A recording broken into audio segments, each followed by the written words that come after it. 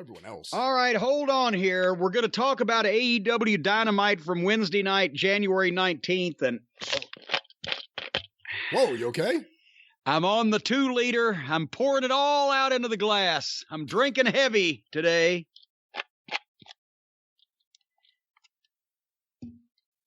What are we hearing? I tossed that empty 2-liter over my shoulder.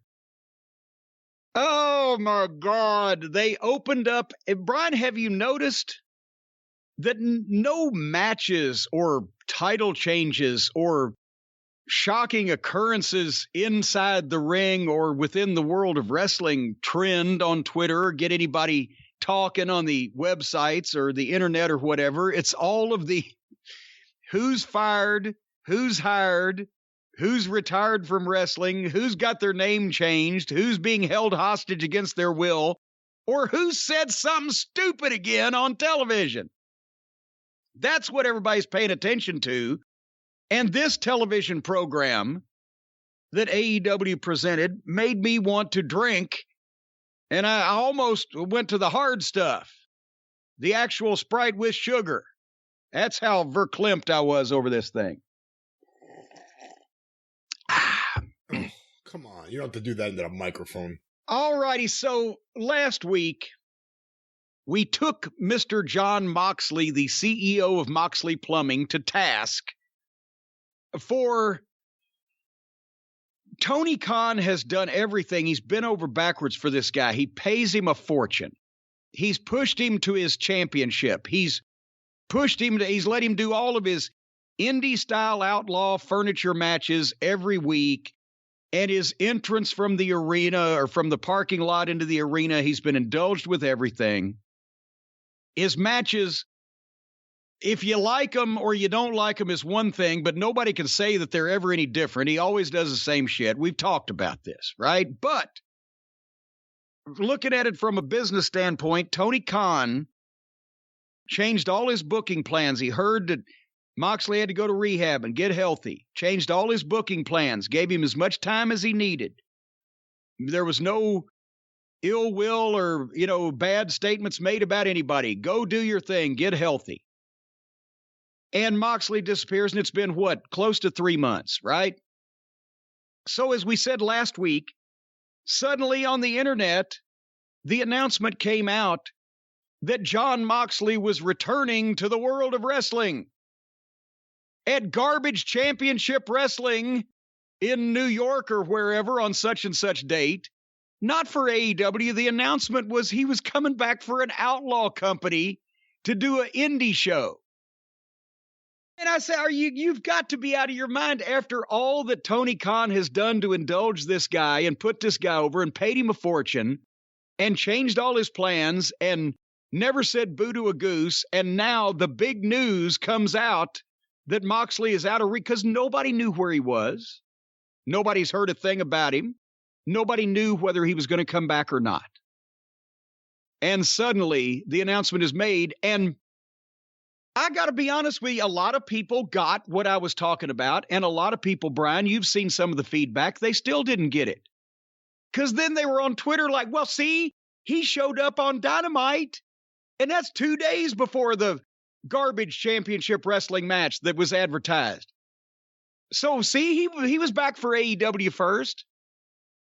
God, I'm glad that these people never have to be promoters because they don't know how it works. Once that the announcement was made that he was coming back for the other goddamn company, then everybody figured, I bet he'll be on. I even said, I bet he'll be on Dynamite Wednesday. And he was. Because they had the ability to do anything they wanted to do. Did they want to have him come out on AEW television as a surprise and shock everybody in the building and do some promo or make some impact, jump somebody, do whatever? They could have done that.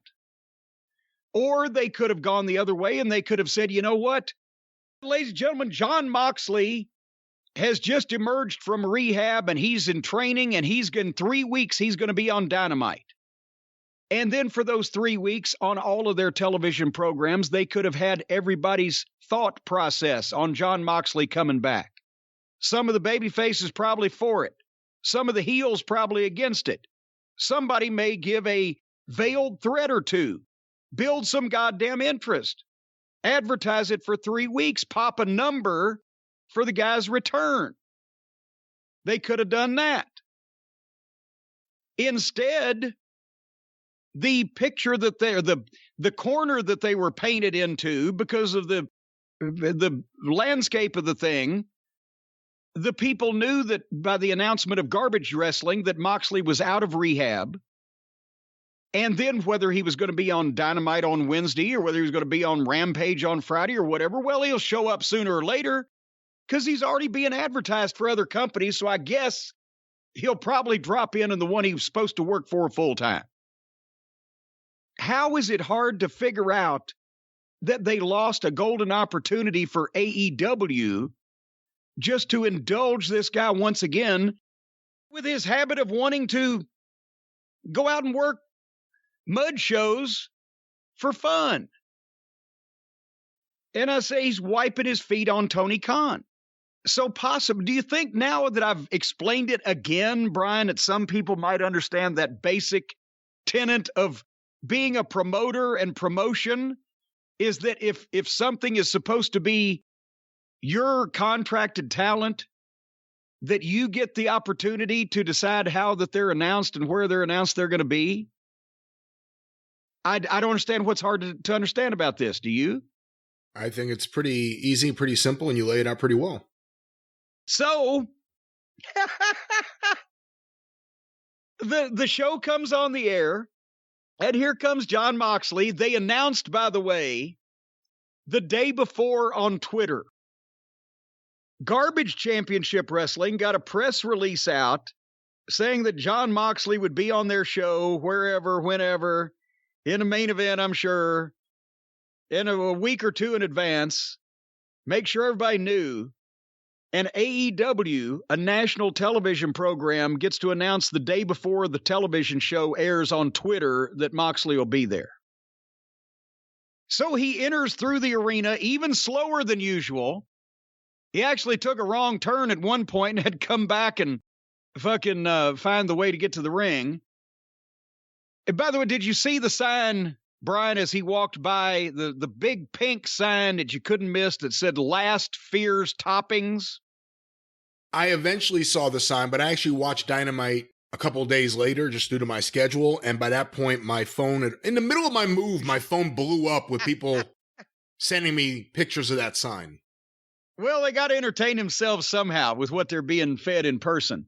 So anyway, Moxley gets in the ring and the welcome back chants are going, and then they die down. And right as Moxley's about to speak, and folks, I'm not lying to you about what I'm about to say next. I'm not making this up. If you didn't see it and you didn't hear about it, and bless you if you have a real life and you didn't have to be exposed to all this.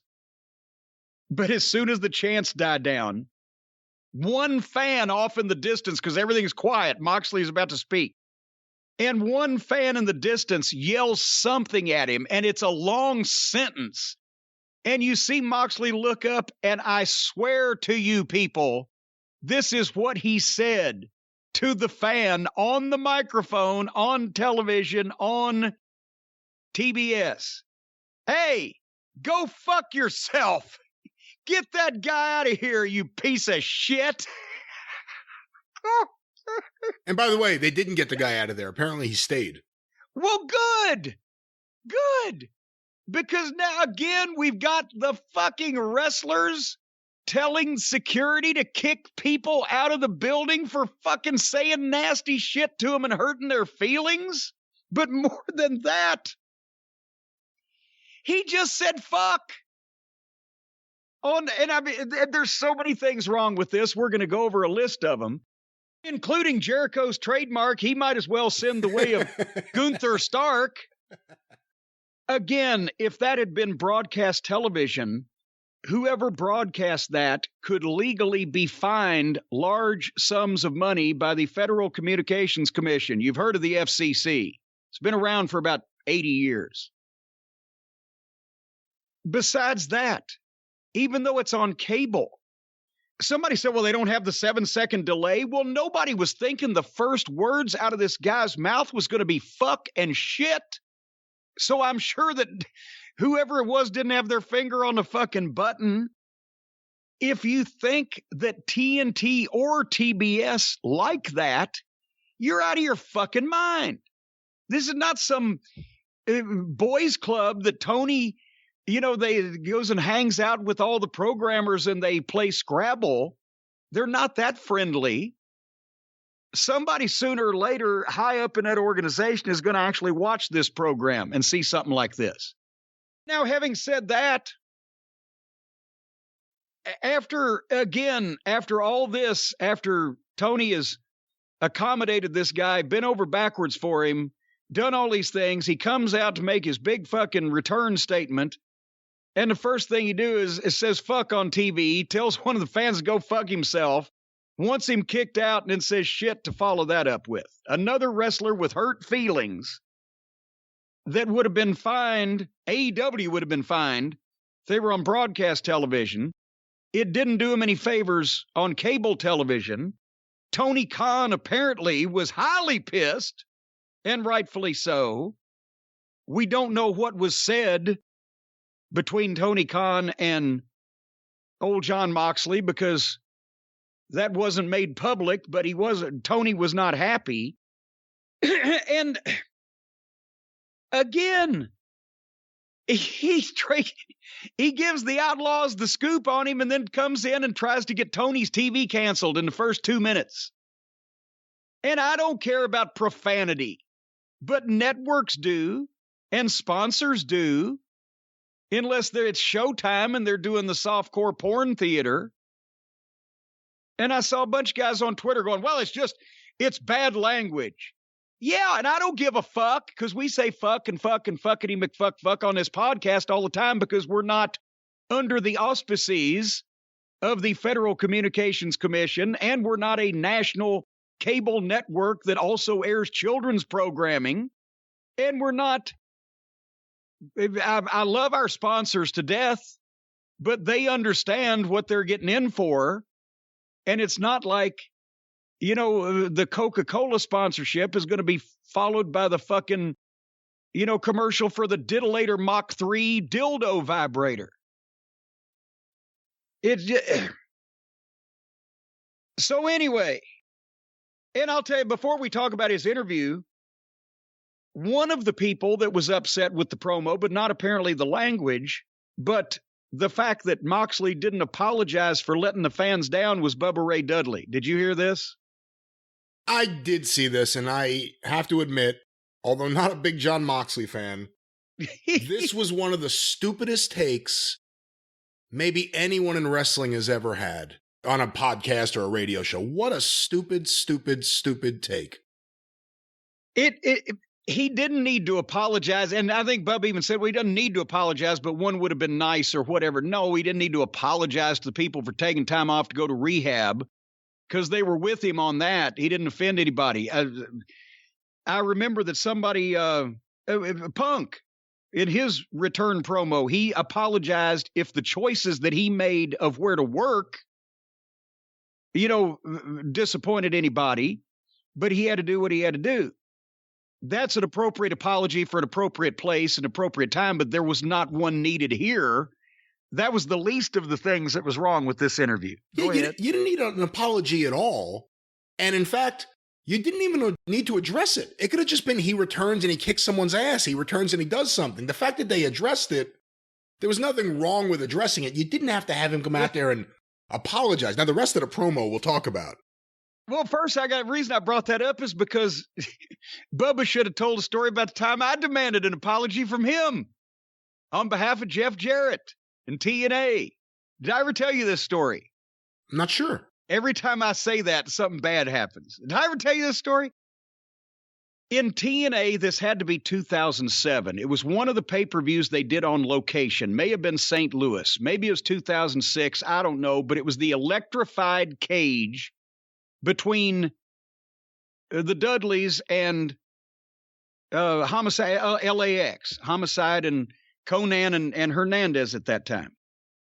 And as soon as I heard about the thing, I was like, oh, fuck, because I'd been there. I fell for the fucking electrified cage at the Thunderdome in WCW in Philly in 1989. When they said, oh, yeah, we're going to have special effects and blah, blah, blah. And I thought, okay, it's TBS, the big time network TV, whatever. Okay. And that was the one where they had the special effects rigged to emit sparks and leaps of electricity from the top of the cage and in WCW in the Thunderdome, and it ended up, they turned it on at the start of the match and it set some of the fucking shit on fire at the top of the cage and they turned the juice off. And so the guys just had to act like they were being shocked when they touched it. Although one of the coolest moments ever was Muta blowing out the fire with the mist. That's one of the greatest things ever. They had all kinds of burlap sacks and all kinds of Halloweeny spooky shit hanging from the cage, and the special effects caught the burlap on fire, and Muta goes and shoots the fucking mist and puts the fire out. And Tommy Young's up there whacking it with his hands. So when I heard about it in TNA, I thought, oh, fuck. But they said, oh, we've done it in Mexico. And they'll do this and that and the other thing. And I thought, oh, fuck. All right. So we get there, and it's my match. I'm the agent. And they had a good finish, and they liked working with each other. So we didn't think it was going to be a problem there, but they get in the ring, and guess what? Wouldn't you know who won the pony?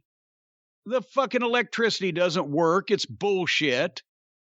I think somebody said they actually hooked up some kind of car batteries to the thing in Mexico. I don't fucking know. But anyway, so now the guys are mad because the fucking gimmick of the match doesn't work. Like we should have all known. They shouldn't have booked it to begin with. It's fucking goofy. But they do their best they can to have a match, but Bubba's hot especially. And somehow or another, I forget exactly what happened, but at the end of the match, when LAX had left the cage, somehow Bubba is right in the cage door and the camera's right on him. And he screamed at the top of his lungs, whatever he said, it had fuck in it. And Jeff's eyes blow up and his head explodes because it's pay-per-view, but this also was 15 years ago. And sponsors, television, they probably going to show highlights on TV, whatever. You don't want fuck on your program. So Jeff looks at me and says, go tell him why did he say fuck, and go yell at him for saying fuck, whatever he told me to do. Go admonish Bubba Ray for screaming fuck into the floor camera on our show. So here I go, right? And they're coming in the other direction, and he's hotter than a $2 pistol because their goddamn gimmick didn't work. And I've been in a position where, yes, oh my God, I remember in Texas Stadium when that goddamn idiot giant, Little John Harris, fucked the whole fucking finish up. And I knew it was going to happen 3 weeks ahead of time, and I was right, and I was pissed. And so I know how it feels. And here he comes, and he's hot. But I'm like, Bubba. And he's like, what the fuck? And I'm what the fuck, right? And he's what the fuck about the gimmick, and I'm what the fuck about the fuck. He didn't understand why that we were madder about the fuck than the gimmick not working. And I truthfully didn't understand why that any of them wanted to do this match to begin with. And we yelled at each other for a while, but Jeff was not fucking happy because of fuck. And that was pay-per-view. So, but anyway, so here's Moxley. In the ring, he's just said, hey, go fuck yourself. Get that guy out of here, you piece of shit. And then he proceeds to do this promo. And it was about the demons and black clouds and a dream that he had. And he woke up from the dream where the demon was saying, you think you deserve to make it out of here with all the things that you don't deserve, the things that you've got that you don't deserve. I've got more scars on the outside, but I've got scars on the inside too, and nobody's perfect. And in one way, it was a performance of some kind. And in the other way, I'm thinking this is now a modern babyface, and these are modern fans because they are all unhappy and miserable and flawed and proud of being so, and want everybody to know how miserable and flawed and upset and unhappy they are. It was a performance, the likes of which most people don't give, but I don't know if it sold too many tickets or got anything over moving forward. I think I understood his promos more when he was under the influence of something than I did this one. But he finished up with 2 more shits and a shove it up your ass and said that nobody can put him through more hell than he's been through on his own, and finished up with, "These days, all I drink is blood," and left. And by the way, even though he was dressed in street clothes, just eyeballing it, it looks like he lost more weight in rehab than Yokozuna did when we sent him to the Duke weight loss clinic. So he turned sideways one time. If I didn't have an HD television, he would have disappeared. I don't know what to say about this. It seemed like it was more, psychological therapy than a promo. But if he retained his weird promos and actually looked like a star, I think, and if he could do other stuff besides indie style matches, I think he'd be money. But right now, I think he's just strange. What do you think? Well, first I'll just say I'm happy that he's back and seemingly healthier than he was, especially considering he has a baby at home. This is a time you should enjoy your life and you should enjoy being a dad. And I hope he does. I really hope he does. If you're going to address it, if you're going to have him come back and do a promo, you have to let him address it in his way. It becomes a little self-indulgent, but what else are you going to do? My issue is when it turns back into the wrestling promo. I just have gotten to a point a few months back. I don't believe anything Moxley says because it gets ridiculous. I remember one promo, I forget what it was. I want to say it was him and Kingston talking about someone. And it was like, "I kicked your ass, I've done this, so now I have to kill you." And it's like, you're not killing anyone. You're not drinking blood. Like, come on. At that point, it gets too silly. The promo was what it was. I'm happy he's healthier. We'll see what happens from here. I guess they're going to do him and Danielson after all, it looks like. And it won't be him. Remember, originally it was going to be him as a heel. Wait, what? They're going to do him what? Do what? Where? I didn't see Rampage yet, but I was told they have teased Moxley and Danielson. Oh, God. And if you remember, before he went to rehab, we all thought that he was going to turn heel and have a feud with Danielson in that tournament, and that didn't happen, so maybe they're going to do it and he won't be the one turning. So here's another guy that we used to look forward to everything he did, and now he's going to be in the ring with Moxley, and that'll shit all over that. Bubba wanted him to apologize to the fans for taking time off. I think he ought to apologize to Tony for treating him like a doormat and trying to get him kicked off television. Yeah, and Bubba should apologize to everyone for the last 25 years. Just say 22. 22. All right. Anyway, start looking the ratings of this show up now, because as we go, I'm going to illustrate why I can't believe anybody stuck to the end of this thing.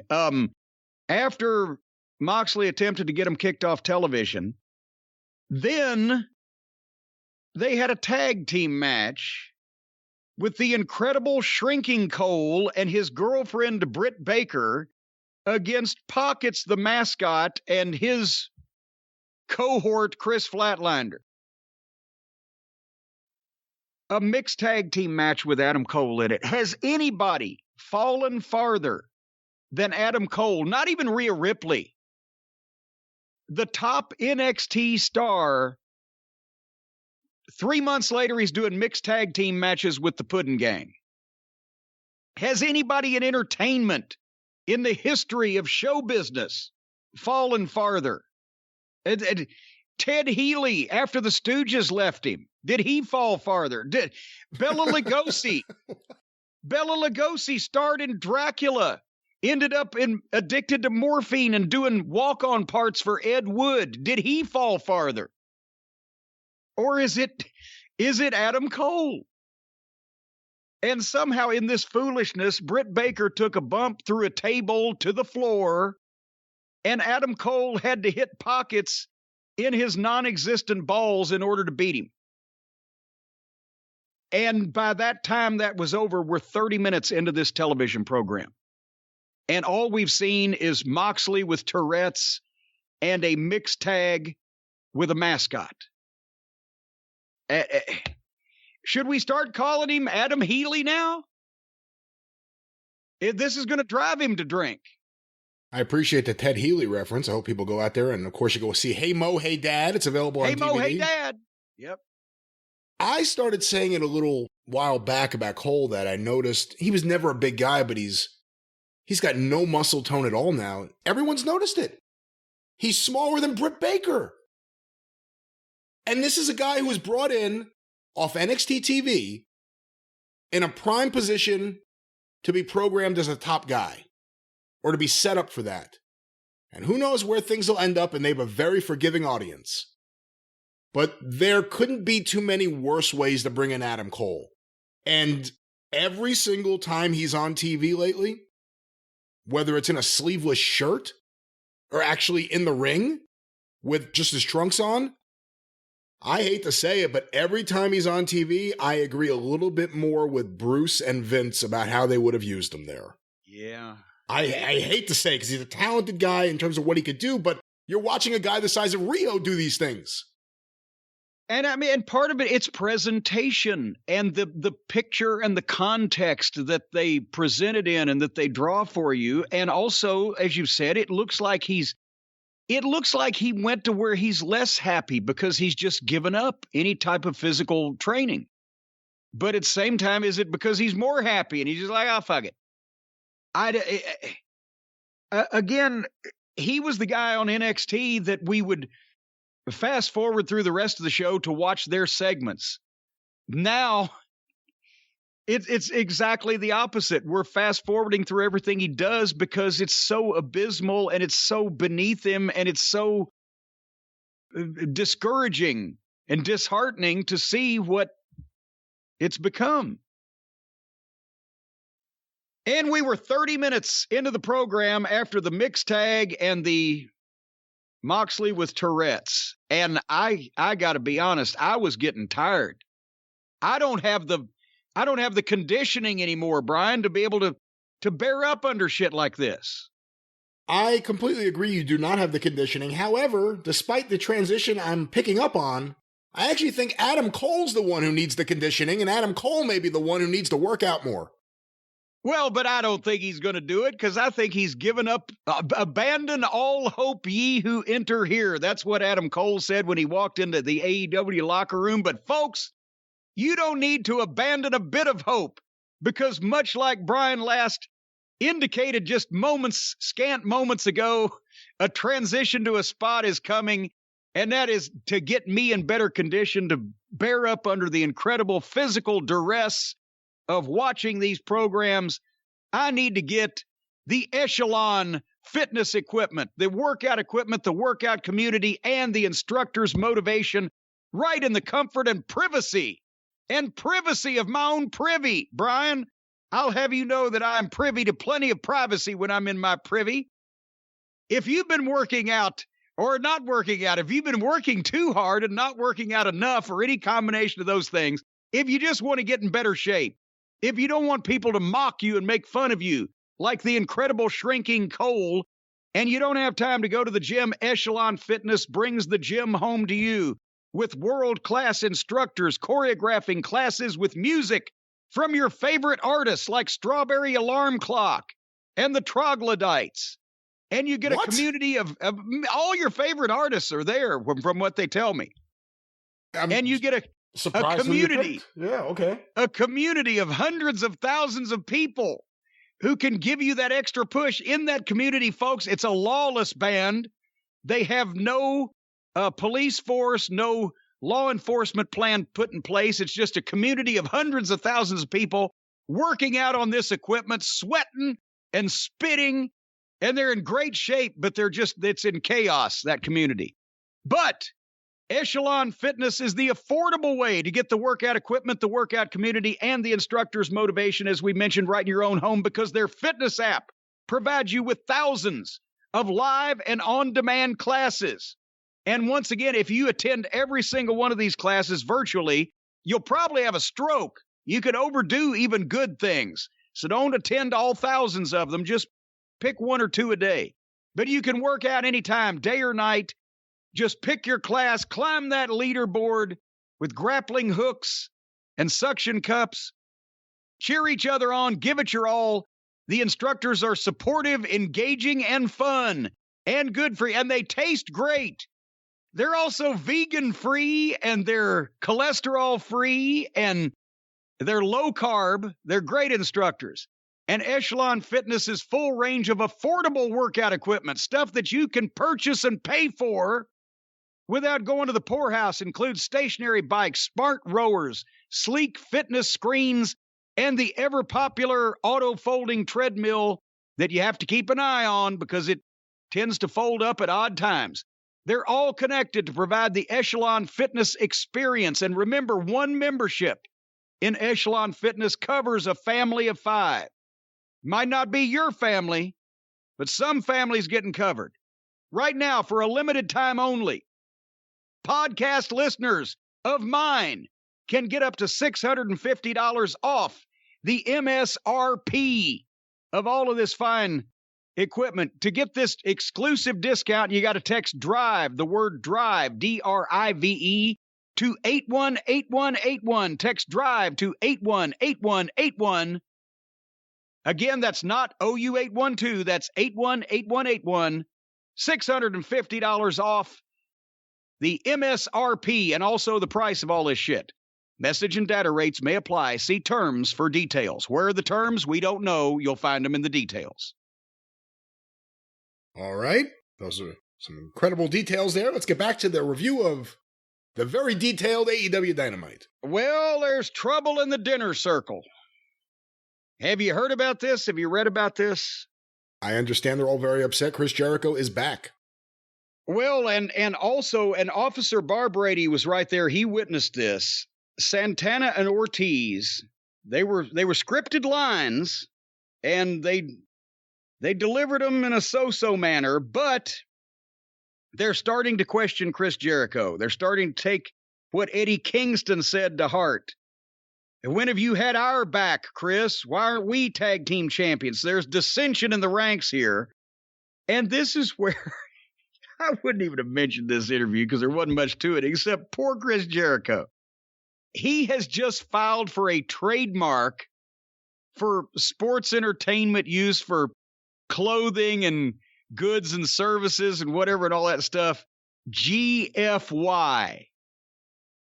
What does GFY stand for in this instance, Mr. Last? Well, typically it would be go fuck yourself, and using it as GFY is pretty lame, which is why I'm not surprised at all that Chris Jericho is not only trying to run with this, which makes him look completely foolish, but tried to trademark it as well. Yes, and he tried to establish it by saying, hey, I got news for you guys, GFY, if you know what I mean. After Moxley had just come out and said on television, hey, go fuck yourself. Now Jericho, he spent money on filing a trademark application. He's had plans to get this thing over, and it's already been taken right out from under him. And he still, apparently this was a pre-tape, so he probably didn't know that Moxley got the potty mouth. But he's trying to get the sanitized PG version of go fuck yourself over as a new gimmick for him because he's all cool and hip. And Moxley had just said it 45 minutes beforehand. Oh, boy. He has the sensibilities of like a teenage girl. Not even teenage, a tween girl. Ooh, that's going to be awful edgy when he says GFY on television. GFY. So Adam Cole was in the back and did a pissed off promo. It's not over yet. He's still mad at Pockets, the company mascot, and he challenged him next week. No disqualification. So next week we get to skip the incredible shrinking Cole against Pockets in a garbage match where they'll use furniture and Cole's star will be further driven into fucking dust in the ground. Even his promos. I don't believe his promos anymore either. No, well, he's talking about an idiot. Who, if you're talking about somebody that's a joke and nobody gives a shit about them to begin with and they couldn't get arrested on Main Street because nobody knows who the fuck they are, then what difference does it make whether the promo's any good or not? And then the Surefire segment came up, Brian, that I thought we can always rely on. In this case, Sean Spears, the chairman, versus like Mussolini. I can't breathe. I saw what they were going to do. I saw what they were trying to do. It was actually standing alone, a nice tease. But almost an hour into a rotten television program, this was a letdown. Spears and Punk are in the ring for their challenge match. MJF goes to color, says this is going to be awesome. The bell rings. They go to lock up. They duck and dodge, and Punk lifts Spears up and gives him the GTS boom 1, 2, 3 in 10 seconds. And and then MJF's, oh shit, and he goes to the ring, but Punk sees him and grabs him by the scarf. And as he draws back to punch him, MJF ducks out of the scarf and bails out. Again, standing alone in a good program, a good TV show, this wouldn't have been bad because it was a nice little tease, and he still hadn't got his hands on MJF again, and we're still want to see the match. But as rotten as the rest of this show had been and was about to get worse, didn't you feel just kind of a little let down? I don't know, because Spears is someone who I've never really liked, and I don't even like him really in this role, and I'm happy this kind of ended quick, and I think it kind of told an interesting story. The biggest complaint from you seems not to be anything about this match or angle. Not what they did, but they did where they did it. They did it in the middle of this show where I just want to see Punk out there for 10 minutes just so I could fucking relax instead of, oh my God, what car wreck is going to happen next?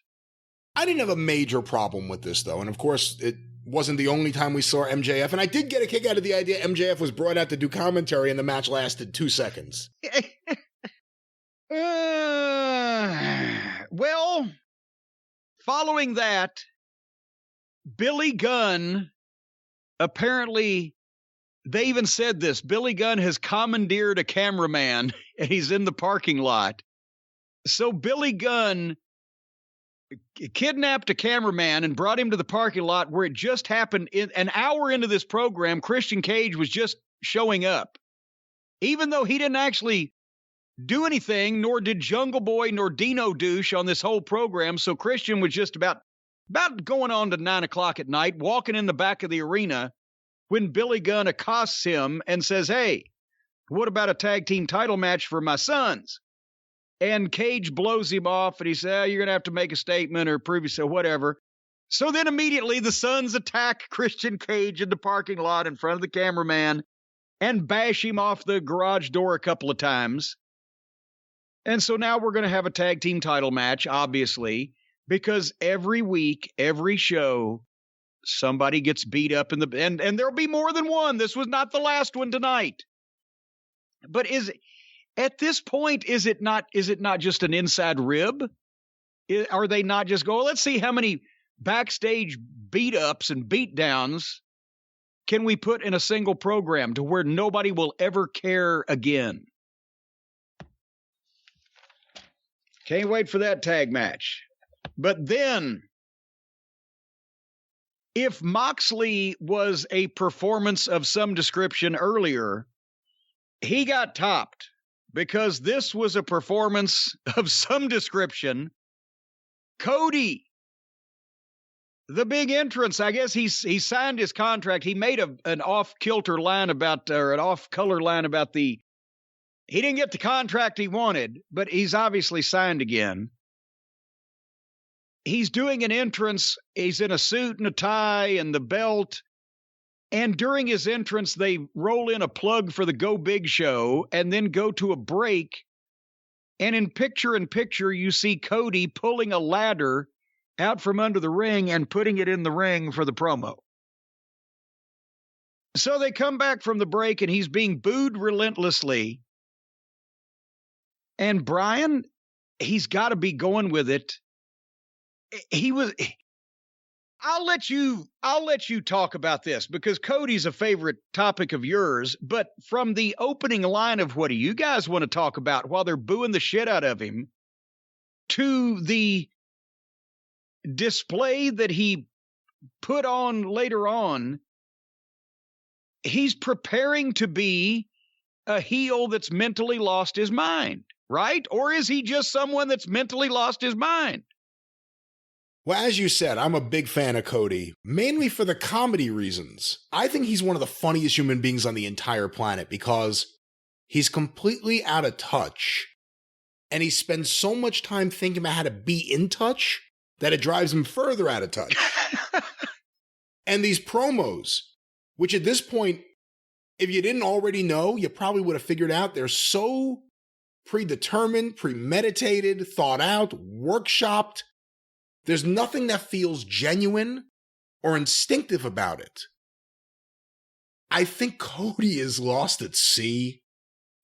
I will tell you, I heard from people in the company that said, "What did you think of that fucking promo?" And I said, "Oh, I thought it was hysterical. He's the funniest guy in the world." And their reaction was quite opposite. It was, "God, we're sick of this guy. He's out of his mind." I don't know what this promo was. I'm not sure what it was trying to accomplish.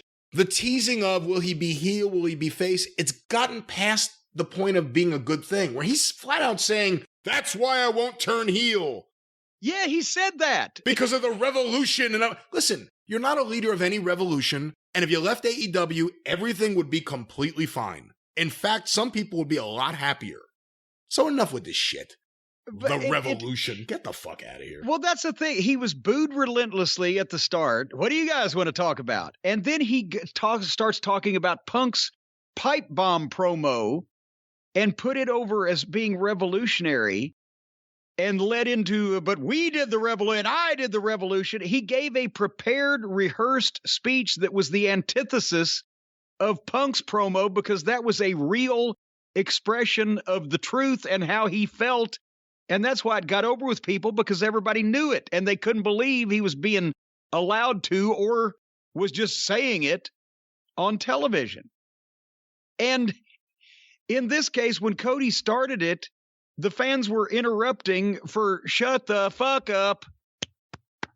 And then he flipped out and started screaming, and he got some oomph in it. And he said, "I did what Punk didn't do. I built the forbidden door." And he started talking in all these smart fan circles where he couldn't say shit, but if you're a smart fan, you knew what he was saying. But it was like he was going insane right there, and he was finally going to turn heel and say, "I did it. It was all me. Fuck all of you." But then, as he's doing this, he actually got, from some segment of the crowd, got a Cody chant going because he was just screaming and looked like he was melting down, and they liked that. And then, out of nowhere, go ahead. Although at one point where he's doing his little rant, and it's so funny because it's so stupid, you hear one fan just go, "Shut the fuck up." Like he sounded frustrated. "Shut the fuck up." You hear it. Well, and then Cody, in the middle of all that, there was a line where he put Jay Lethal's finish over for no apparent reason. He talked about Malachi Black and said that they didn't change people's names to Gunner McGillibuddy or whatever. He mentioned everybody in the company, and then suddenly segued into Sammy. And I wrote, again, the same thing with Moxley. Is this promo on advice of his therapist? This was like one of those the therapy things they do. And so he challenges Sammy Guevara to a ladder match. That makes perfect sense. A ladder match between two baby faces to unify the two TNT TV titles on a show that will air on TBS next week. And by the way, let's just also point out, interim TNT champion because Cody was off TV for a week. They named an interim champion. Then the previous champion came back, as you said, the next week. And then now they're going to have and we get plenty of rematches of this. Will this be the third time they've wrestled in 4 weeks on television? But I refer you back to the rematch between FTR and the Young Bucks that never happened, and all the other rematches we wanted to see that never happened. But we've seen this match now. We'll see it 3 times in a 4-week period. And Now they've got to defend the TNT title on TBS and the TBS title on TNT. What the fuck is going on here? So I don't know if Cody wants us to like him or hate him or fight him or fuck him or run him a foot race. I have no idea what's going on here. I think Cody wants the world to love him. And it's never going to happen. And he has moments where he accepts that. And then he has moments where he gets mad and frustrated at the fact that nobody wants him there. And then it turns into this. This promo was just a mess. And how long did it go? I was too transfixed on watching a man have a nervous breakdown to actually watch the clock. But it was a while. He was out there a while. I'm still transfixed on that tattoo. That tattoo may be the dumbest thing any human being who was an executive vice president on a major wrestling show and a major star. He never recovered from that. I know it sounds silly, but the moment he got that tattoo, the moment during that match with MJF, where fans realized that thing's not rubbing off, he never has recovered in the fans' eyes.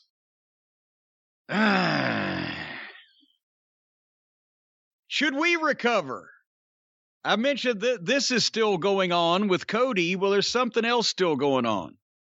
The rivalry between the Varsity Blondes. Boy, I'll tell you what, they're two pussy magnets with that name. The Varsity Blondes. Griff Garrison and poor old Brian Pillman. And Malachi Black and Brody King. And everybody's, oh, Cornette, why don't you like Brody King? He's a big guy. He's a blah, blah, blah. You like, well, if he had been brought in a manner that you understood what the fuck was going on and gave somebody a reason to care about him, we might. But since Malachi Black started out as a top guy kicking a shit out of Cody and the main event guys, and now he and his new tag team partner are in a program with poor old Griff Garrison that, I'm sorry, just Pippi fucking Longstocking. Just please. Pillman had a chance and they've buried him and made him look like an idiot. And now this is still going on. And in this match, they beat up Griff Garrison for less than a minute. And then he dove over for a hot tag to Pillman, which he missed. He missed tagging his partner.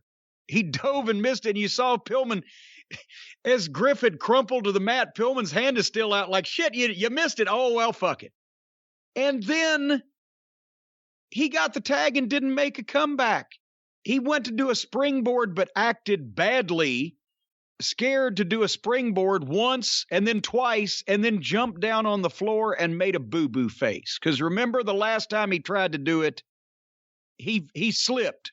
I want to say something. I checked on that, actually, after we talked about it, because you were pretty insistent that it was a planned spot. It wasn't. He really did trip. They just recovered perfectly during that match. Well, and he took a great bump on it. I thought, as perfect as that was, that had to be because I figured, well, okay, they've given him a little out in the finish. I didn't realize they weren't going to give him an out. They were just going to have him eat the kick and be done with it. So now they've taken a real baby mistake that the babyface used, and now they're making him make everybody remember that he fucked up as a work. And then his partner is on the floor arguing with him as he's gotten to. It killed the match. It killed him. Now the baby faces are arguing, and one of the heels came and ran from behind, and fucking Pillman ducked out of the way, and he wiped out Griff Garrison. Or I think maybe, Pillman shoved Griff somewhere or another. Griff shoved Pillman, and Griff got wiped out.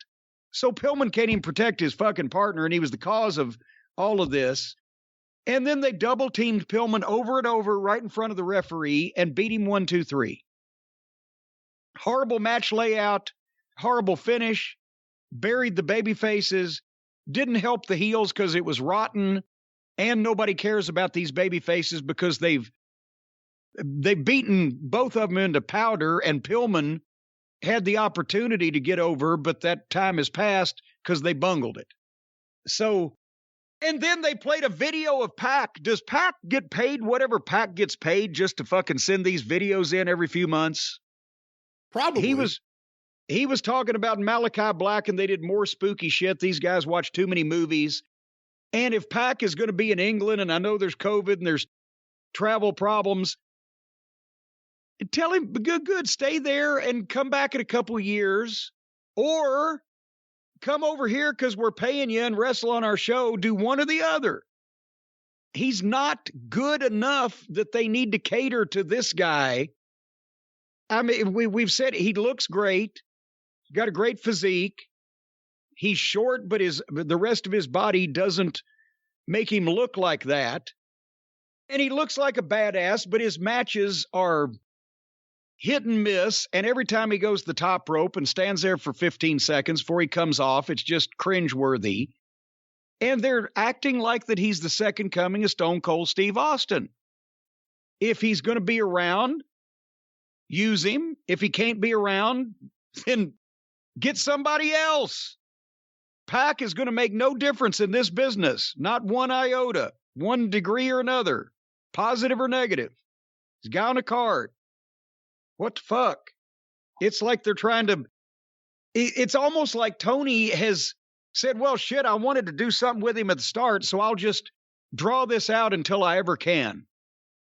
And people have seen him enough now, they know they've seen what there is to see, and ain't much there. So, speaking of not much being there, Lance Archer versus Frankie Kazarian. Jake is with Archer, but he has sold Archer to Lambert. Is that what we got out of this? Did he sell him to Lambert, or they just they've made a deal? They've made a deal. It's the first time we've seen Jake in months. Well, yeah, he knew there was a payoff to be had, so he showed up for it.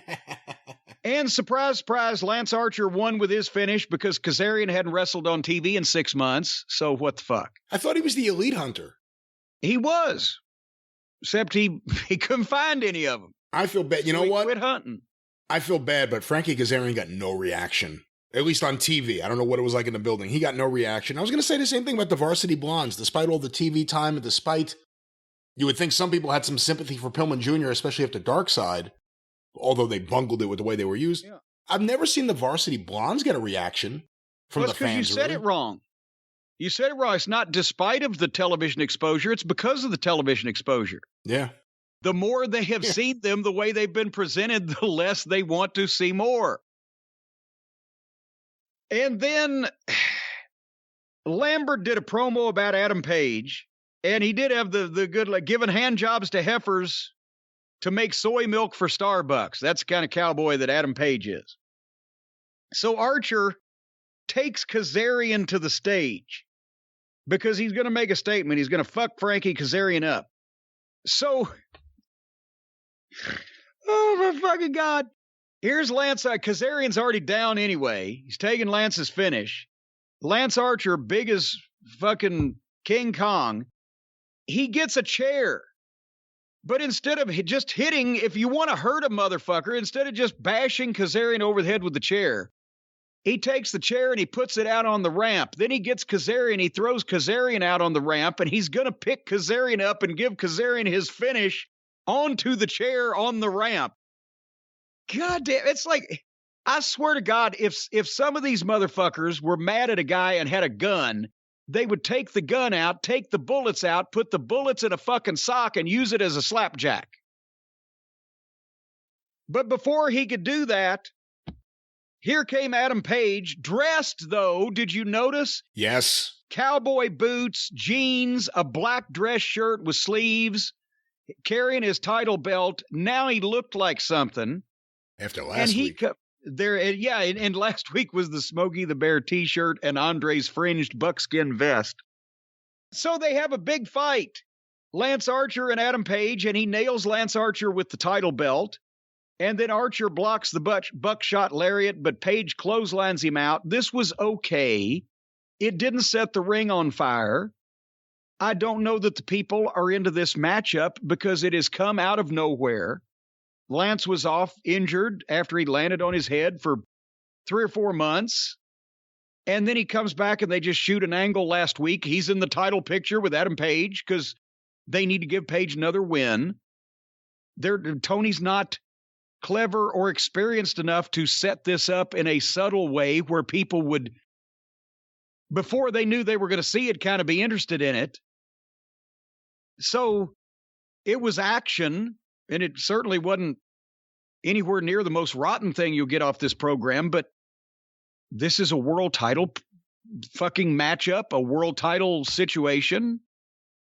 They just the rudimentary called for angle to make their make a reason to have the match, even though there is no reason to have the match, and then do it. What are your thoughts before we move on? We're almost there, folks. Well, briefly, I think Lambert, like I've always said, is minor league.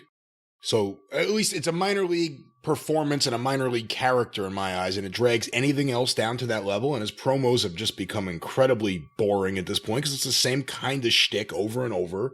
I don't think anyone's ever going to pay to want to see Lance Archer. But, you know, I'm happy Adam Page dressed like a man this week instead of whatever he was last week. Because whatever he was last week did not seem like a world champion or a professional wrestler or someone who thought they were tough. He was dressed like Woodsy Owl. This week, you look like a guy who may kick your ass if you run into him in a bar. So move up. Step up. And he might be in the same bar that the girls in NXT wanted Briggs and Stratton to go to. Well, actually, now that I think about it, I guess he doesn't go to bars anymore. He stopped drinking to become friends with the Young Bucks again. Ah, that's true. Yes. And that's another thing. Thankfully, now he's got the belt to carry. He doesn't have a free hand for the whiskey and Coke. We mentioned earlier in the program, Dante Martin has so many brothers now that the heels are making fun of it. Because there's Dante Martin with Matt Sydal and Lee Moriarty, and now Leo Rush obviously will soon become a free agent, so he can't take up for Dante. Jay Lethal played the part of Leo Rush for, a week, 10 days maybe. Now Matt Sydal and Lee Moriarty are keeping an eye on watching out for Dante while his real brother is still injured. And immediately they do a promo with Starks and Hobbs where they made fun of Dante Martin. How many brothers you got? You got a little brother complex, whatever the fuck. This didn't do anybody any favors because it was bad verbiage and bad delivery on almost everybody's part except Starks, but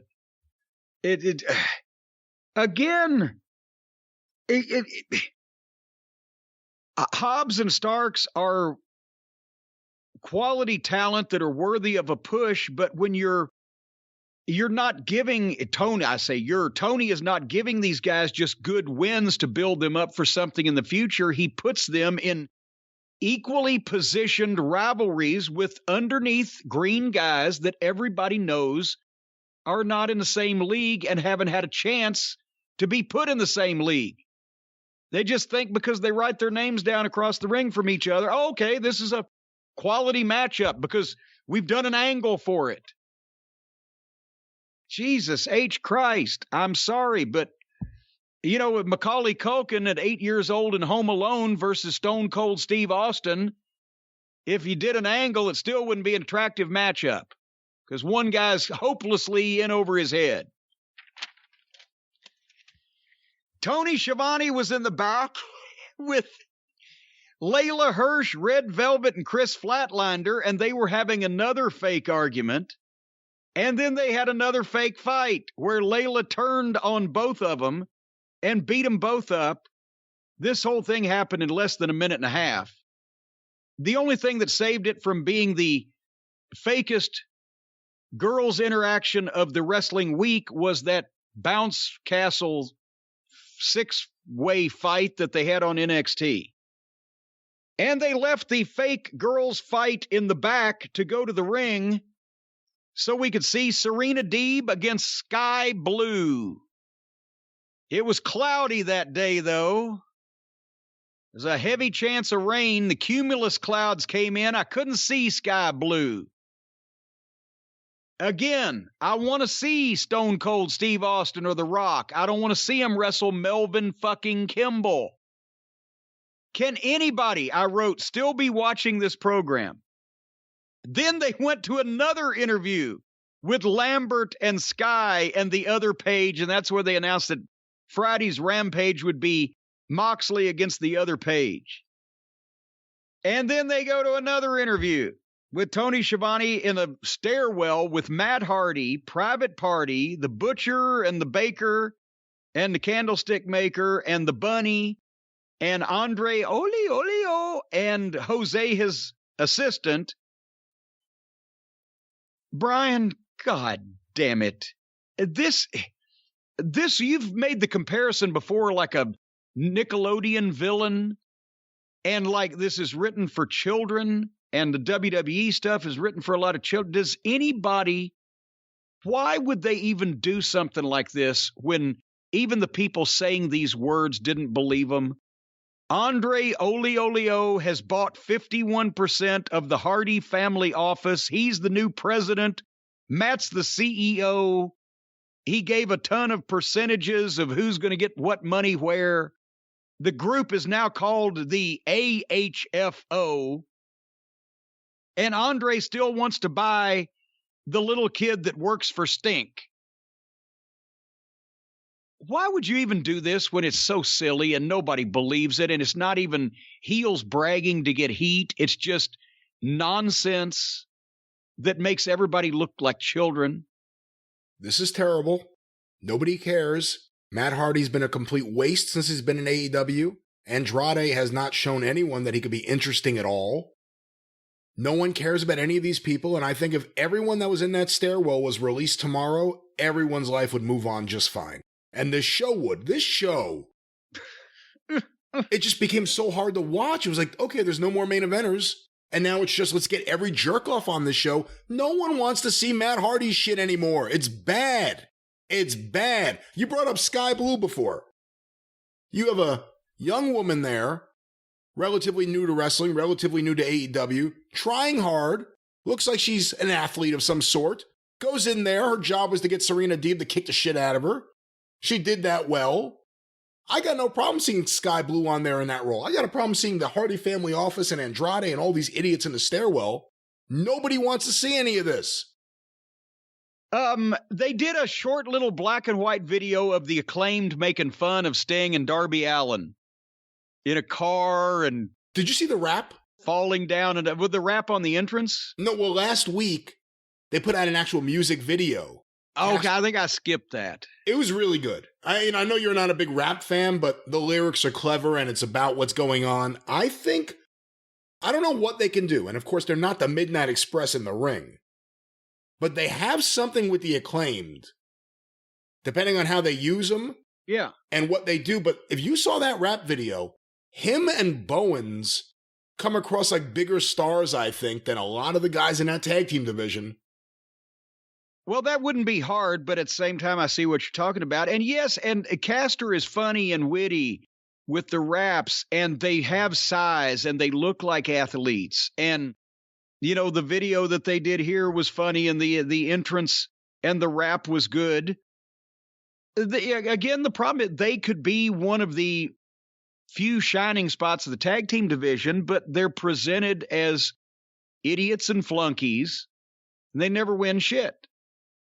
They just go out and they're allowed to, you know, stir people up with the rap, and then they get the shit kicked out of them. Because there's no coherent plan for anybody here. He looks at a list of names, I guess, he gets every week, and okay, well, I'll make matches. This was supposed to be the Acclaimed against Sting and Darby Allin. And Sting and Darby do their big entrance, and the Acclaimed jump them from behind, and they have a fight on the floor. And they put they horse collar Darby Allin with a chair around his neck and then run him into the ring post. Run the chair into the post so it hits his neck and he's down. And the doctor comes to check on him and everything comes to a halt. And then the announcers say, well, the bell hasn't rung yet. Like it would now. But guess what? It did. Sting is going to have to go it alone. Why? Because that's the way Tony wanted it. There was no reason given. Darby Allin is taken to the back and Sting starts beating up both heels. There was no reason for him to continue. Let me explain the psychology. When the babyface wants to or has to go it alone. This has been done before many times in wrestling. where the heels will take out one of the babyface members of a tag team. If it's a title match, the babyface of the champions. We did it with the Rock and Roll Express when they lost the titles to Tully and Arn. It was the Midnight that came out and jumped Ricky Morton and hurt him on the floor. And the heels, Tully and Arn, couldn't be disqualified because the match hadn't started and they didn't have anything to do with us. We did it because we were mad at them. And then, unfortunately, because they were committed to the title match, the verdict was given that they have to either forfeit the belts or defend the belts. And so then Robert Gibson said, I'll go it alone. And he did until finally they were about to beat him and Ricky runs out and they still lose. But now the baby faces are mad at the Midnight for causing the loss and Tully and Arn are new champions. But this is the Acclaimed. They have not been built up as the next challengers for the World Tag Team Championship. There's no title on the line here. Yes, they've roughed Sting and Darby up in the past, but what the fuck? There's no reason why in this case, after the heels jumped Darby and hurt him, why Sting wouldn't maybe jump on him there and try to defend his guy, but they wouldn't just start the match.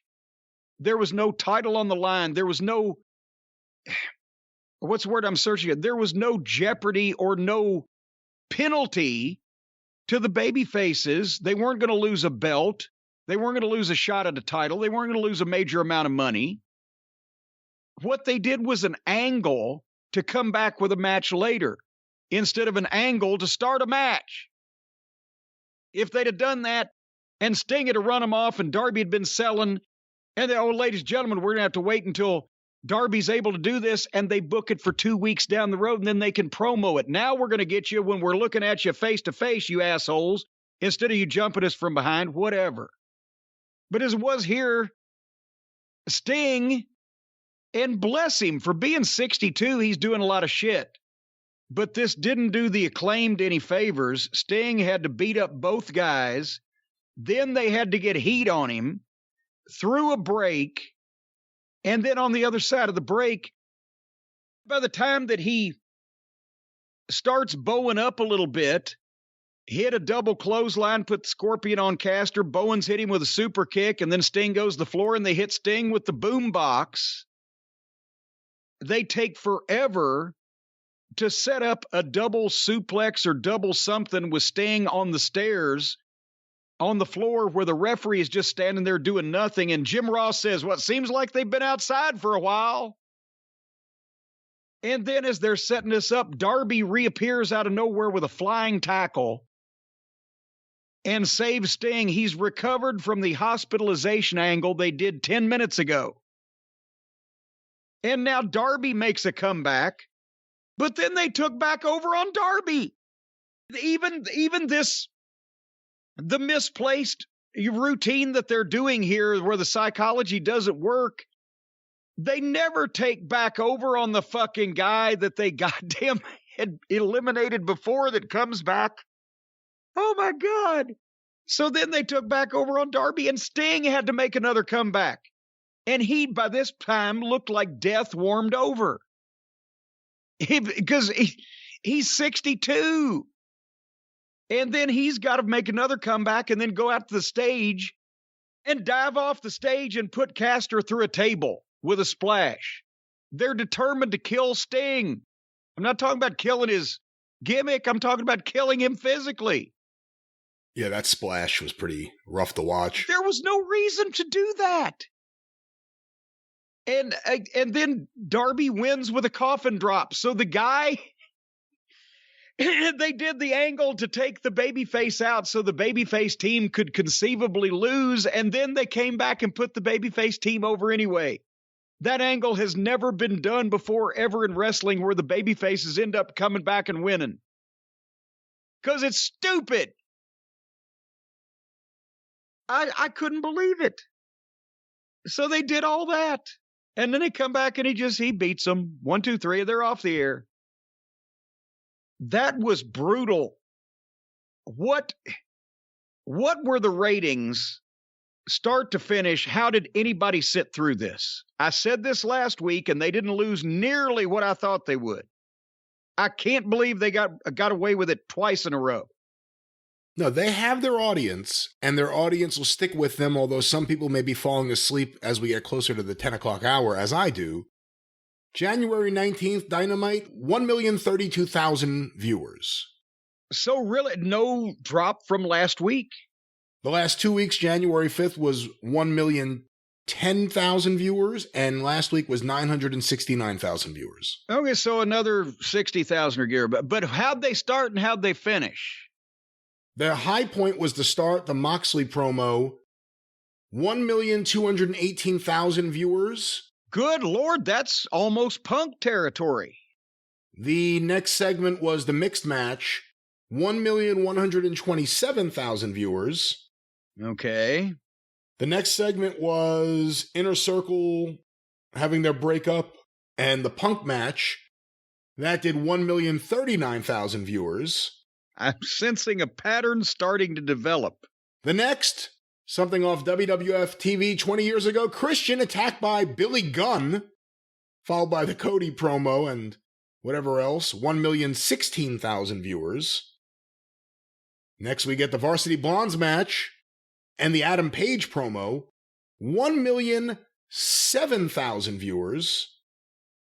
The next segment, which would have been... Oh, Lance Archer versus Kazarian. I guess it was this one, not the previous one.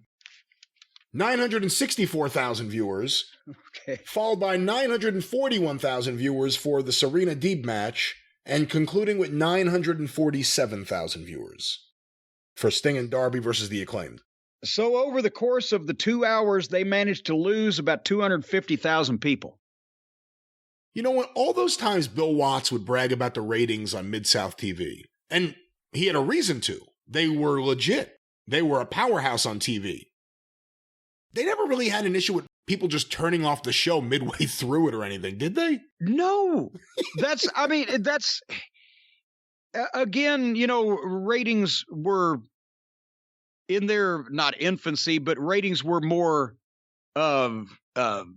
rudimentary back then, where you didn't get the minute by minute and all the breakdowns of the demographics and all this and that and the other thing, but you still got quarter hours, and you still got people were just doing it in a recording it in a book, or they had some metered boxes, but there wasn't the instant feedback you get now.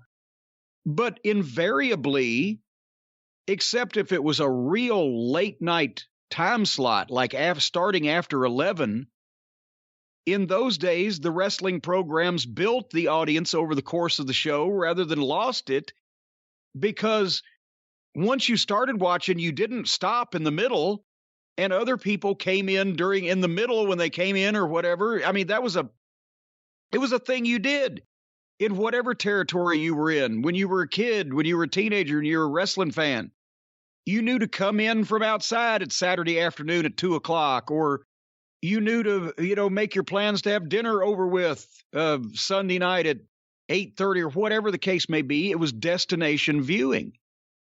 And even though there were technically not really any main events on TV back in those days, the last of the program usually was something of the most exciting nature. And of course, we've all seen the show closing Pier 6 brawls from Tulsa. You wanted to wait around to see what was going to happen. And also, you were getting the card that you were going to see at your house show that week or that month. You were getting that information all during the program. So if you didn't watch the wrestling show, you didn't know what matches you were going to see that week at the arena. So you had to watch all the way through to see what the fuck was going on. And so, no, there was no switching back and forth and checking another channel and, ratings dropping during the program, because once you started watching it, no matter what was on, you watched the wrestling show. They lost from start to finish better than 20% of their audience that they started with. That's can you imagine how many people walking out of a movie theater, what it would look like? And there was no reason to stay and watch this because it got worse as it went along. And they were banking, I guess, on people will stick around to see Sting and Darby Allin wrestle in the main event, but Jesus. You know, and then when they see that, they don't want to fall for it again. Go ahead. The other thing, too, is, and we've said this before, it's a segment-by-segment show. Every now and then you'll get a return promo later in the show from an MJF. In this case, we got Lambert. But usually it's, okay, I've seen CM Punk. I won't see him again tonight. I could turn off. Moxley got a big rating. He always has in the past. I think it was like Moxley, MJF, and maybe early on Jericho. I think those are the three big ones. Maybe not Jericho so much anymore. But Moxley, if you saw that promo, by and large, you know you're not going to see him again the rest of the show. That's just the way AEW does their TV. They don't give you hope to see someone again later in the show that you see earlier in the show. So if you've seen your guy, you've seen your match, you can tune out. And sometimes right in the middle of that match.